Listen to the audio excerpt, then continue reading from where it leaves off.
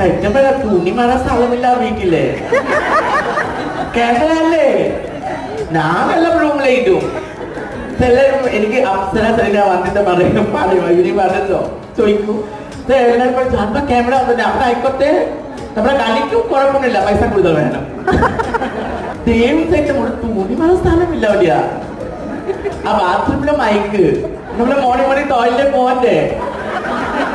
ആലോചിക്ക് morning ബാത്റൂമിൽ പോകേണ്ട sound നമുക്ക് എന്തെങ്കിലും ഒരു സൗണ്ട് കാണില്ലേ